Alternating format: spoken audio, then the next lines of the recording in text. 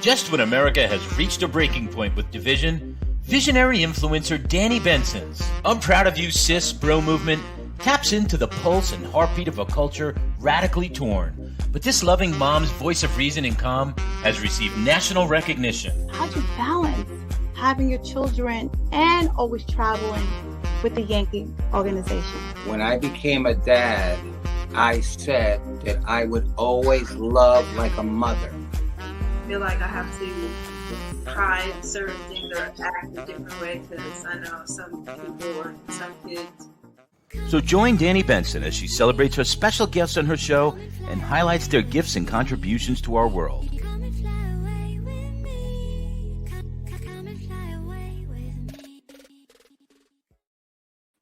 Hi, everyone. Happy Wednesday. Thank you for joining. I'm proud of you, sis. Hi, I am Danni Benson. I'm hoping that everyone is having a great week. I have, of course, an amazing guest. I'm going to say this every single week. But all my guests are amazing, and I am proud of each and every one of them. So I'm so happy she's here. So let me ask you a question. Have you ever wanted to be an author of your own story, your own books, children books, your experiences, wanting to give advice, just a book of information or a book of nonfiction or fiction or just anything that you want to just, put a book out? That is why I have Linda Williams here. She's an expert. She has written 4 books, and she teaches people how to become an author of their own books, how to get your books out there. She supplies the tools and the know-it-all because she has done it several times. So I'm a mom. There's a lot of people who are looking for side hustles. You can actually write a book and you could put it on Amazon and you could get residual income. Just promote it a little bit, let people know that it actually exists. People can find it. But so many people are all about information these days and want to learn. I always want to learn. I think I want to learn until one day I can't learn anymore. That means I'm not breathing, because I love to read books, and I'm trying to get my kids to really love to read books how I love to read books. But reading books is acquiring knowledge, and the more knowledge you have, the more power you have. So remember that. I know, I have my kids, they're on the iPad, and I'm always like, please go to Epic Books, please read a book. Our school has this program where the kids have to read at least 40 minutes a day. Reading is fundamental because it's exercise for the brain. The more information you get into your brain, the more, I just feel like it sustains it. But I want to welcome Miss Linda Williams here.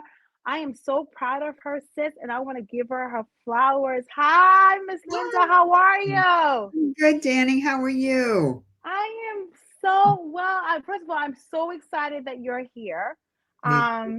We had a long conversation a couple of weeks ago, and it was such a pleasure to speaking to you and just learning about you and your purpose in life. I just want to give a side note. She also does etiquette classes for anyone out there. Our kids need it, but she goes to schools and she teaches etiquette classes. So I just want to put that as a side note as we're talking about her as an author and helping people out there to learn how to write books. But I just wanted to put it out there too. She has so many purposes in this life. So thank you, Miss Williams, for coming on the show. How are you today? I'm doing well, thank you. How are you? I am great. I am great. So let's talk about, how did you start? When did you decide you wanted to be an author? What happened? Okay, so I really can't say I decided I wanted to be an author. This is a true story. In my business as an etiquette consultant, I was approached by actually my pastor, who was talking about how people behave in church. And this was back in 2008. So this was a while ago. And he looks at me and he says, you should write a book on church etiquette. And I thought to myself, I don't know how to write a book. I don't really want to write a book. But it was like a seed that was planted. So I'm like, okay. So I did some research, saw that there really weren't a lot of books out there about church etiquette. So I started writing this book. I took my weekends. My children were still in school at the time. I took weekends and evenings and wrote, and then I finished it. And I'm like, okay, now I've written this. What do I do with it now? Then I had to figure out how to get it published. And it was just, I love doing it. I didn't realize until I started writing the book that I've always liked to write. Even classes in college, I got the best grades on the ones that I had to do term papers on. So writing is something I've always loved to do, but I never thought about turning it into a book until someone said it to me. Well, first of all, that is amazing because you were supposed to meet that person for that person to flick a light. Mm-hmm. Because if you never met this person, you could have been doing something else. Correct? That's right. I would have been doing etiquette workshops and never even known that I was really meant to write not one book, but 4. So then, okay, so when you finished writing your book, Mm-hmm. what was like the next? Okay, I know you have to publish it. Like, what did happen? Did you have to do research? How do you know if there's a good publisher, not a good publisher, good reputation, not a good reputation? Like, where do you start? Well, first of all, when you write your book, do you have to get a publishing company to help you write the book, or how does that process even begin? Not necessarily. It depends. It depends on what you want. And, in this day and time, there are so many different ways to publish a book. You can go through a traditional publishing company who will take it from you and, go through it, edit it from soup to nuts. They will market it for you. But again, if it's a traditional publishing company, their bottom line is to make money. Now, I'm not saying your bottom line is not to make money, but you have a story you want to tell.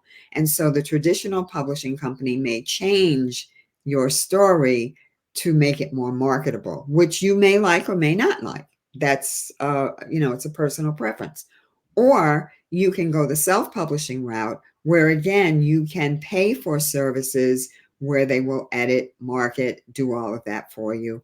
And these days, you can even go on Amazon, set up an account, publish the book yourself, do your own marketing, and it costs you next to nothing. So it depends on what you're looking for, what you want out of your book. And I will say that in this day and age, signing with a traditional publishing company is difficult unless you already have books out there or you're a famous person. It is difficult, but self-publishing is a good way to go, and it's a reputable way to go these days. Okay, so when you do self-publishing, who actually produces the hard copy of the books? Like, you write it. What do you do next? After you finish writing the book, Mm-hmm. what do you do next? So the next thing you do is you need to have the book edited, because we can write the book and we can go through it and read the manuscript and it looks great to us, but we're seeing what we want to see on the page. We don't necessarily see what's actually on the page.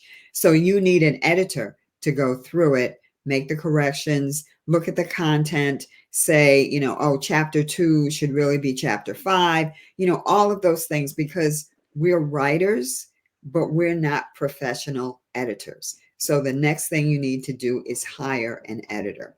And once that's completed, then you can decide which way you want to go with the publishing. And if you go with self-publishing, there are a lot of reputable self-publishing companies out there. It takes a little research, or I'm a certified book coach. So if you hire a certified book coach, they will help you through this entire process, because it is difficult and it's a little overwhelming, especially when you do it for the first time. Well, as you just said, you are certified author coach, author consultant. Mhm. Please right now give out your handles for the people who are intrigued and want to actually talk to you and have a one-on-one with you. Okay, so the best way to do that would either be to go to my website, which is www.etiquetteandwritingconsultancy.com, and there it is on the screen. That is the best way to contact me. And actually, I give people a 30-minute free consultation We'll talk about what is your story? What is it that you want to write? How do you want to write it? What kind of book is it? And then we talk about what you're really looking for in a book consultant. Do you need somebody to hold your hand all the way through? Or have you already written it and you just need someone to start editing it? And then we can talk about what the process would be. And then we can go from there as far as what your needs are and what the services are that I can provide for you. Do you also read the story and say, is this a good story? Is this a bad story? Is this story sellable? Like, are you in a consulting in that aspect also? I do. Or I do. And, it's not really about whether it's a good story or a bad story. It's your story. So if you wrote it, you feel strongly enough about it to feel like you have something you want to say. And I always tell my writers, try not to get caught up in, I'm writing a book and publishing it because I want to make money and become famous and write a bestseller. I'm not saying that you shouldn't hope to do that, but that should not be your motivation. Your motivation should be you have a story or you have information that other people will be interested in, or you have a novel that you think people will love and you want to put it out there. You have to be the one that is motivated by your book. You have to believe in what you're writing. I can look at it. I can give you an opinion. Any book can be a good book if it's edited correctly and marketed correctly, and you know who your audience is. But the bottom line is, why are you writing the book? so please let the audience know the books that you have written so far. Okay. So my first book, as I said, was Church Etiquette, a handbook for manners and appropriate behavior in church. And then 3 years later, my second book was Church Etiquette for Doorkeepers, which talks all about how ushers and the people who stand at the door to greet people, how they should behave when members and guests come into church. And then my third book, which I actually published just before we shut down for the pandemic in 2020, is Excuse You, the Benefits of Living Courteously. And it talks about how courtesy is not just for other people, but it's for you, and how you benefit as a result of being courteous to other people. There are a lot of stories in there about experiences that I've either had or people have shared with me about the courtesy of other people, because I believe that courtesy is really, it's dying. It's a dying skill. And this book, I believe, will help people to understand just how important it is in our society. And then my fourth book, which was just published in December, is called Success on Your Knees, a 7-month devotional for entrepreneurs. Wow, tell me more about that book since this book has been recently released. Okay, so this book is really, it's a different way of looking at being an entrepreneur. And, we look at ourselves when we are in business. We're in business to make money. I mean, that's just a given. That's why. Mm-hmm. But we also have a gift, hopefully, that we've been given. And that gift is what we are using. We're using those skills from that gift to try and make our business successful. This book was actually birthed out of a business ministry at my church. And I was meeting with a group of people who either wanted to start a business or they were in business, but they needed some spiritual guidance, because entrepreneurs who are people of faith are a little different. They have a little bit different motivation. It's about helping other people. It's about putting their gifts out there for people to benefit from it. And so this book is 7 months, a daily devotion for 7 months to show you how to be an entrepreneur of faith and the things that you need to focus on, like, why are you in business? How is your business helping other people? And there are daily scriptures that are included, and then a commentary to go with it, and then a reflection at the end. And there are different sections to it. First, you have to look at yourself. Then you have to look at your business. Then you have to look at your faith. And then you have to kind of bring it all together.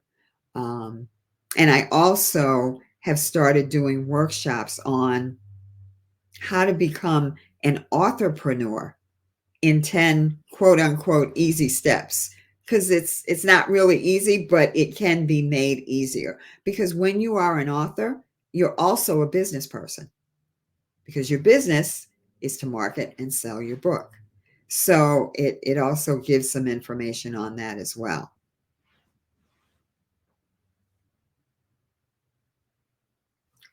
So are you going to have any seminars? I do. I actually have one that's set up already for March 12th.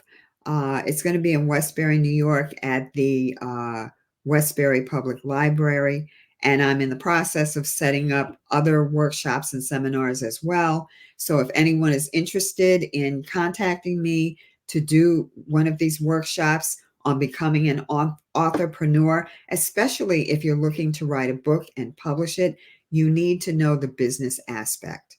Even if you are going through a traditional publisher, if you are able to do that, you still need to know the business aspect. So if you are interested in that, please contact me on my website to set up a date for me to come and do a workshop for you. Okay, so I finished writing my book. I have the editor. How do you find an editor? Do you Google the editor? Is it someone, like, how do you find an editor? Well, as a certified book coach, I do have resources Got for it. editors, because just like in any other industry, there are people who are skillful, experienced, and ethical as editors. And there are people who put a website up and say, I'm an editor, but they're really not experienced or skilled to be an editor. So I also guide my writers in choosing an editor that's good for them, depending on, the genre of their book, how long it is, what they're looking for in an editor. If it's just proofreading, they think that, they don't need a content editor, although I really do encourage them to get content, because again, you may think that your book is in the right chronological order, but another pair of expert eyes may say, no, we need to change some things. And you want your book to be the best quality that it can be. And then from editor, then we have to now publish the book. Right. So then we go into the publishing process. We talk about, again, what it is that you want from your book. If it is a traditional publishing company that you're looking for, then I work with my writers to find the right traditional publishing company. It's a process involved. You have to send them your manuscript. You have to send them samples of your chapters, and it has to be done in a certain way. Each publishing company looks for different criteria. If you don't send it to them properly, it gets thrown out. So it's a process. If they decide they want, I'm sorry, go ahead. But before that process, Mhm. do you have to get a book cover, illustration, or how does that, is that after the publishing, or you do that before the publishing aspect? You can do it either way. Like with my latest book, I actually took a photo while I was on vacation. And when I showed it to my publisher, and by the way, I do have an excellent publishing company. Her publishing company is what we call a hybrid. It's part traditional and part publishing. She's an amazing publisher. Her name is, the company is Annie Jean Publishing. And I really just want to throw that name out there because she is an expert. She really is. But in this case, with my book, I had the photograph. She submitted it to her illustrator that she deals with, and then he was able to format it so that it was the cover for my book. In most cases, you work with an illustrator once you determine who your publishing company is, and they will help you with the book cover. But that kind of comes after the editing, after you have decided who your publishing company is, after you have decided the format. Is it going to be paperback? Is it going to be hard copy? Is it a self-help book? Is it a novel?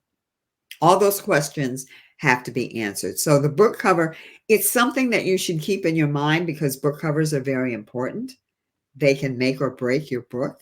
And I always, How so? How so? because when you walk into a bookstore and you Mhm. pick up a book, I'm going to ask you this question. What do you look at? Um, it depends. Okay. Well, I look how shiny it is. I Okay. like maybe the texture of the book. Okay. Sometimes I don't like flat pictures. I like to see there's like texture on the cover. So it's like it's to each its own Mm-hmm. type of thing. Yes. I'm mostly in the children's section sometimes because my kids like especially love to go to Target and like sit there and like read through the books to find out what books they want to buy. Right. So you're right, because if the cover intrigues the child would run and just pick it up and start opening up to read Yes. it. So something about that book cover has Yeah. to connect with that person's soul. That's right. That's right. So for adults, the first thing you usually do when you're, browsing through the bookstore and you pick up a book, it's because the cover, not even the title, the cover hits you and you pick it up, you look at the title, and the next thing you do is you turn it over and you Mhm. read the book jacket to Yeah, I see what know. the book is about. So book covers are extremely important because that's what catches the reader's eye first. So, yes, it is. And the illustrators that my publisher works with, they are very experienced. They take into consideration the type of book, the title of the book, the age group of the book. There are a lot of things that go into determining what the book cover looks like.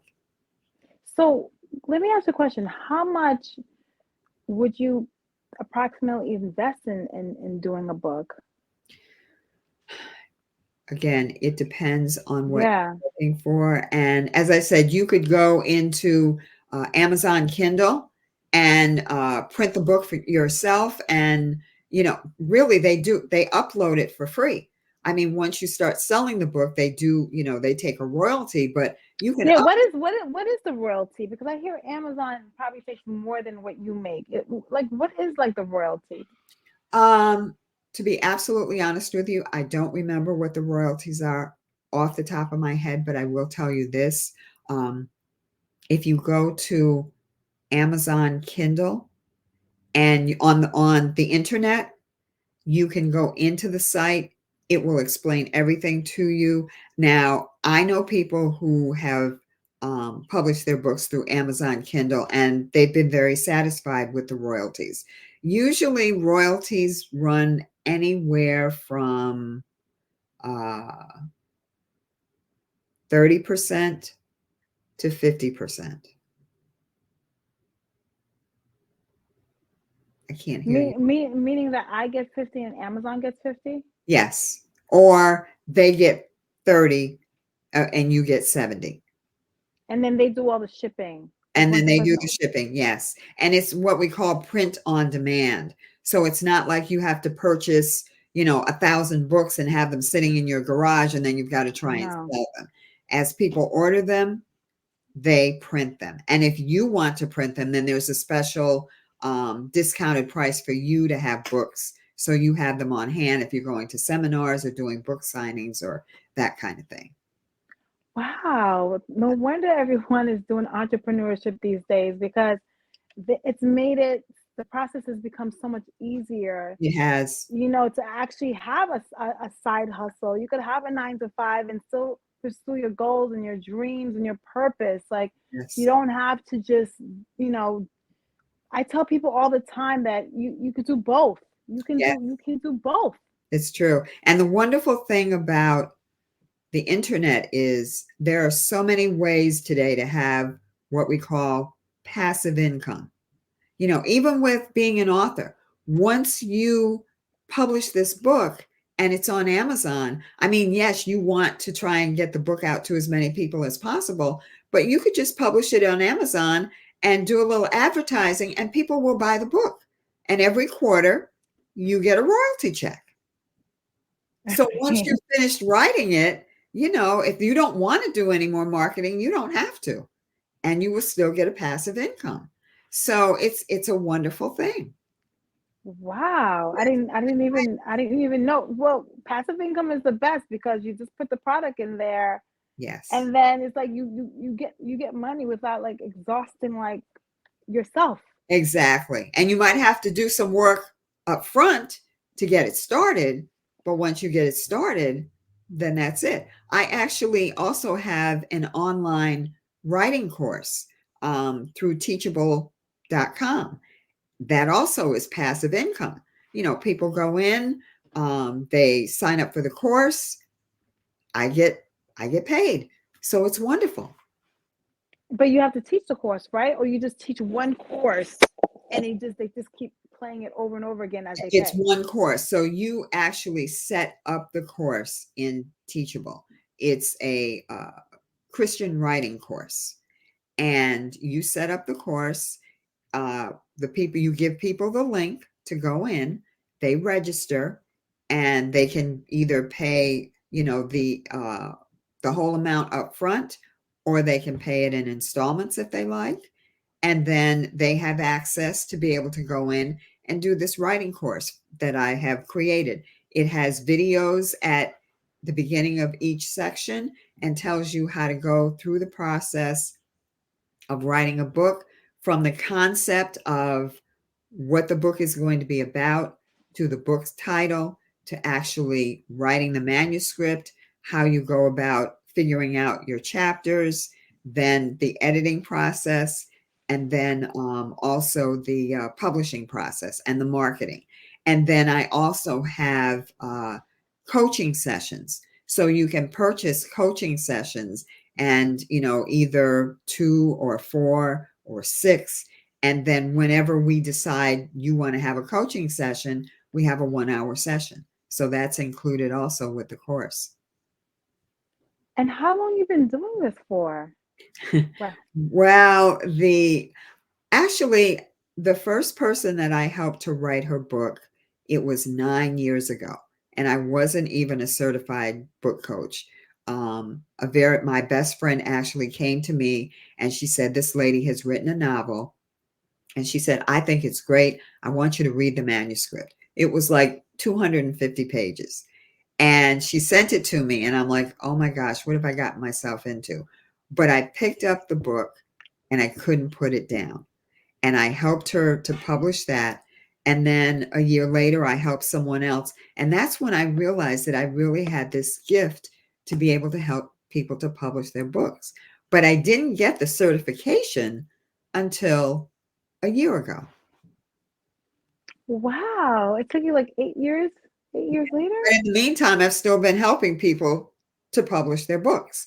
But the nice part about it is by the time I got the certification, which, gives you more validation, I've already got authors under my belt that I've helped to publish. So it gave me even more credibility. Well, that is amazing. And you know what? I want to talk about something. You were talking about etiquette. Yes. And what do you think has happened to etiquette and morals and just the word kindness? Like, what has happened to it? Because I grew on etiquette, I grew on kindness, I grew on morals, I grew on treat others the way you want to be treated. Mm-hmm. What do you think is going on in our society where I feel like the kids need to learn etiquette also? A lot of things have happened. Some of them are things that have been good, like technology and social media, which are good things. But because of them, it has cut down on our social interactions. Also, I think that parents are so busy these days. Children are so busy these days. I look at my my grandchildren, and they're involved in so many things at a young age, and they're all good things. But it means that in order to remember to teach our children social behavior, good manners, it takes even more of a focus to do that. People don't sit down, families don't sit down and have dinner together the way they used to and talk about what the day was like, or, something that may have happened to your children at school. They don't do that as much. Businesses, a lot of them now are remote. So people don't even go into the office anymore. There's a lot of things that have contributed to the deterioration of etiquette and good manners. And I think that if we're not careful, we're going to lose it. And also, even our elected officials, our movie stars, our teachers, all of those people that used to be role models and used to show us and give an example of what good manners entails, what's right, what's wrong, what's appropriate, how you treat, your fellow man in a correct way. It's we're losing it. And I'm just sick about it, because you know what? We all live in this world together, and we all have feelings, and we all have emotions. We all get hurt when people don't treat us the right way, whether we show it or not. And the very least that we can do is be civil and kind to each other, and then teach our children how to do it so that the next generation doesn't lose it. So civility is almost non-existent. Yeah. And civility is the least you can do. I mean, nobody's talking about, doing exorbitant things to be nice. Simple things like saying please and thank you, holding the door open for someone, saying excuse me if you bump into someone. These days you bump into someone and you're afraid that you might get attacked. Even if you do say excuse me, people are just so impatient and volatile, and it's scary. It really is scary. But I think that if we could just take a step back, take a look at ourselves first, and then take a look at the people that we're in closest contact with, our children, our coworkers, and try to be the nice and kind person that we would like people to be to us. That's the first step. And that's some of what I talk about in my book titled Excuse You, The Benefits of Living Courteously. It actually starts out by talking about how courtesy began. It began in the days of chivalry, and was carried forward. But it has been lost. And then it talks about, what we can do to try and help to rejuvenate it, regenerate it. But if we don't try, where does it start? Because my kids go to school, and every time, they have things about be kind to one another, be kind. What happens? Is it like a disconnect with the kids with the be kind, or like what is it? Like, because they're teaching it in school. I go to my kids' school, I go in their classrooms, I go in the hallways, I see all this be kind, and is it just words, but it's not matriculating to action? And see, I think that's part of the problem. We're saying it, but are we reinforcing it? And it not only has to be reinforced in school, it has to be reinforced at home.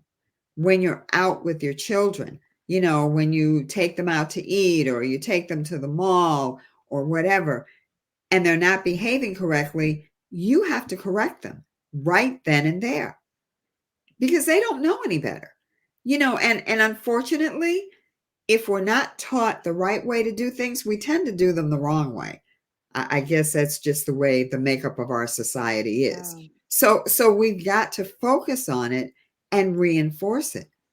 And adults, well, I don't know that there's a lot that we can do other than, with businesses, like when I do the business etiquette, and hopefully that kind of rubs off into their everyday behavior. But we have to start with our children, elementary school, middle school, high school, college, and in our industries and our businesses, we have to go back to making people behave in a professional manner. And again, sometimes that's hard now because we are remote, but even with that, there are rules. This remote working brought up a whole new set of etiquette rules, such as people being on Zoom calls and eating their breakfast, or people being on Zoom calls with their feet up on the table. There has to be some decorum. There have to be some rules because you're still at work and you're still in a professional position. But or dressing appropriately. I don't even and know that's what from the top up. We only have to do it from the top up now. It doesn't matter. You can be in your pajamas, but be dressed right from the waist up. I'm just trying to figure out what happened because we're not all on the same page anymore. No. Like with my kids, it's constantly say thank you, say you're sorry, say excuse me, hold the door. You know how sometimes you hold the door. I always hold the door for the next person to come. Like I pass it. I don't just walk in and just don't hold the door. Exactly. I see people do that to me, and I'm just like, I know. Someone teach you you gotta be kind to one another, help each other. Exactly. At the end of the day, we all bleed red. Yeah. You don't know. You know what? The other thing is too, so many people are walking around on their cell phones, looking at their cell phones while they're walking, not paying attention to if they're bumping into someone or if they open the door and there's somebody behind them. It's a lack of focus.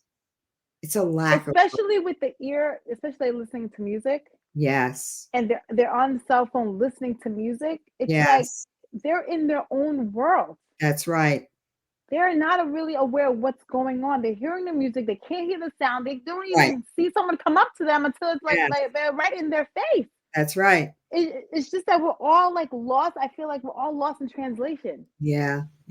Everyone is in their little individual bubbles, I feel now. It's true. And it's not like a community anymore. It's like it's individuality. Yeah, it's true.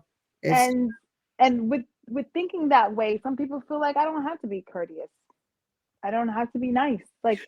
And see, my reaction to that is, but you expect people to be nice to you. So I just feel like that's a narcissism in things. Like I feel like it is. I feel like it's a narcissism. Like I'm the victim. You're nice to me, but I don't need to be nice to you. So then how can it go from one person to the other if everyone feels that way? It has to start one person at a time. The only person that you can change is you. Like Michael Jackson said, I'm looking at the man in the mirror. That's the only person I can change. That's the only person I can control. Yes. I can't control society. I can't tell someone else how to think. So it starts with you. Right. I went to church the other day, and this pastor said something. This pastor said, instead of you arguing or telling your spouse what they're doing, you need to just focus on what you're doing. That's right. And you need to just, if everyone would just focus on righting their wrongs, look in the mirror and righting their wrongs, then this world would be a peaceful and a pleasant place to live. It's true. It's true. But I think because of narcissism, people can't actually look at themselves and admit or take accountability or responsibility that I am not acting 100% as a good human being. Right. And they don't want to. It's easier to blame someone else for what's going on because then you don't have to take responsibility, but we are responsible for our own actions. Nobody else is responsible for that. So if there's something that's going on in your life, people are rude to you, or seems like everybody, you need to look at yourself and say, maybe I'm doing something wrong. Let me try doing something to fix myself and see if that makes a difference. But also the pastor said, which is good. Mhm. Since you fix yourself, then it spreads, right? Exactly. It Exactly. spreads. If That's right. I am not going to allow anyone to change the good soul that I have. So as long as I can be good, in the hopes that I am the example, Mhm. then that is the only way that maybe someone else can pick it up, like my children, Right. right? Exactly. My children might not have manners, for an example, but Mhm. my children mimic me and look at me. So if they see me having the manners, like I constantly hold doors, I'm saying it. I'm not Yeah, even telling. I'm that's constantly right. saying thank you. Right. We're sitting down. I'm saying please be courteous to the waitress. They're humans too. Please Right. be courteous to the janitor. They're Yeah. humans too. Like Yes. don't look at titles Right. to all of a sudden like, okay, I gotta respect this person because they're the president of the United States. Every Yes. human being deserves respect. So when my kids see that I respect every human being, Mhm. then I'm praying that they see that and then they take a change within them and Yes. will mimic and do the same thing. And see, that's a very important point, because as parents, we not only have to tell our children how they should behave, we have to behave in the way that we're telling them to behave. Because if we're telling them what they should do to be polite and be kind, but they see us being rude, it's going to go right over their head, and they're going to be rude just like they see their parents doing. So it's not just about telling them how they should behave. As you said, we have to actually do it ourselves.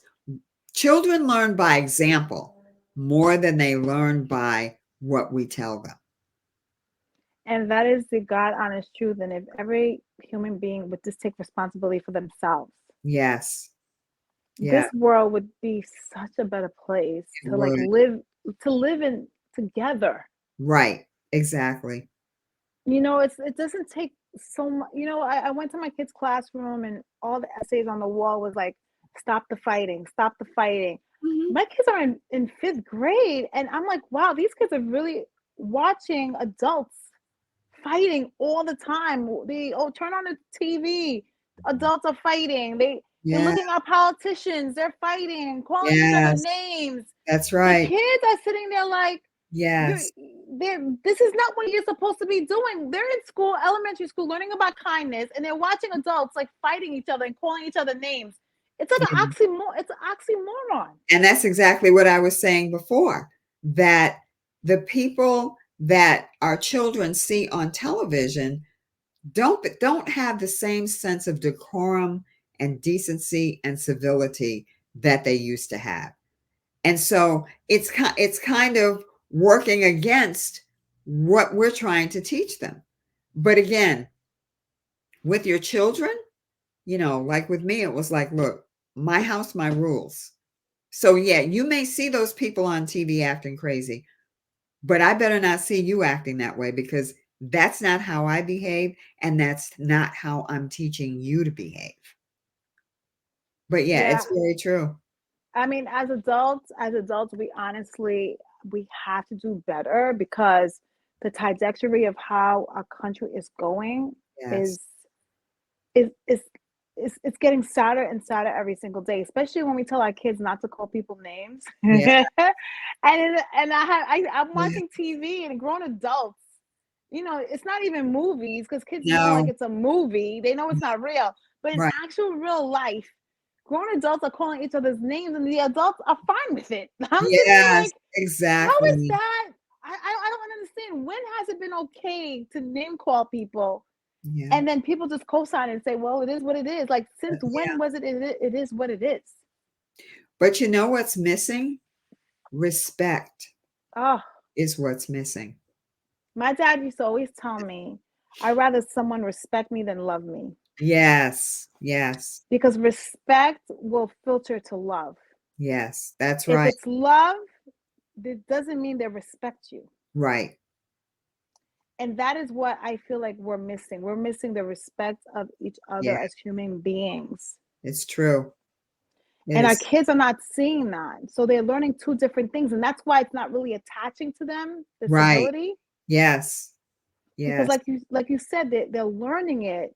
But then when they see adults acting this way, they're like, well, they're acting crazy. Yeah. So it goes, the civility goes one ear out the other. And then the kids Right. will start being rude to each other. That's when you get the mean girls, the Yes, bullying. exactly.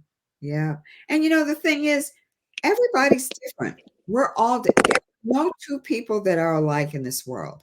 And when I do my workshops for elementary schools, I say to them, I want you to think about, I don't want you to look at someone else and see what is different about them than you. I want you to look at them and see what's the same. And when you really do that, you see that we have more things that are the same about each other than there are that are different. We all have two eyes, two ears, a nose, a mouth. We all have arms, legs. We all have a brain. You can run down the line of things that we have that are the same. But we don't look at that. We look at what's different, and then we try and um, put down or make fun of what's different about someone rather than looking and finding that commonality. So if anyone out there want to have you come and teach etiquette, where can they find you? My website is the best place. There's information on there about my services as an etiquette consultant. As I said, I do workshops for elementary students, middle school students, high school students, and college students. And I And also, then go ahead. is it well, do the schools pay you? Like, would you, when you go into a school, if the school was interested in having you come in, Yes. is it a nonprofit? Does the school pay you, or how does that work? I am an independent consultant. Okay. So I would go in, I have a conference with the principal or the superintendent of the school district. We talk about what they believe their needs are for the students as far as appropriate behavior. Obviously, it's different for elementary students than high school students or college students. And then I would put together a program. We would figure out whether it would be one session, two sessions, whether it's business etiquette, everyday etiquette, dining etiquette. And then I would put together a proposal. We'd come to an agreement on the fee and then the date and the time that we would do it. Well, I just want to tell you, I am so proud of you, sis. I want to give you your flowers. I mean, Thank you this so is much. information that our audience would so appreciate having, especially like learning how to start a book. I Yes. mean, a lot of moms out there, a lot of people have, it's a great side hustle, like you said. It's a great thing that you could do to get passive income. Yes. So I want to thank you so much on coming on. I'm proud of you, sis. And just real quickly, we only have a couple seconds left. Just Okay. let them know, when is your seminar in March again? It's March 12th. It's Okay. at the Westbury Library in Westbury, New York. And do you know the time yet? The time, Will it be on your website? it will be on my website.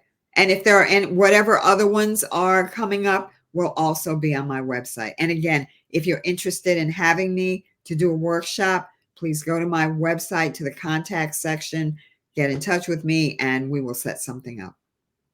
Well, I want to say thank you so much for coming on. I'm proud of you, sis. Thank you, audience, for watching us. Thank you. And we will thank you. And I learned so much from you. So I definitely probably will come to that workshop in Westbury on March 12th. Wonderful. Yes, because I want to be an author one day. I want to be an author. Wonderful. I'd love to help you. Oh, yeah. I think I want to do children books. I think that's like my genre. Okay. That's good. I can help you with that as well. Oh, perfect. So I'm excited. I am excited to be working with you. And thank you so much, everyone, for watching. I'm proud of you, sis. See you next week. Bye.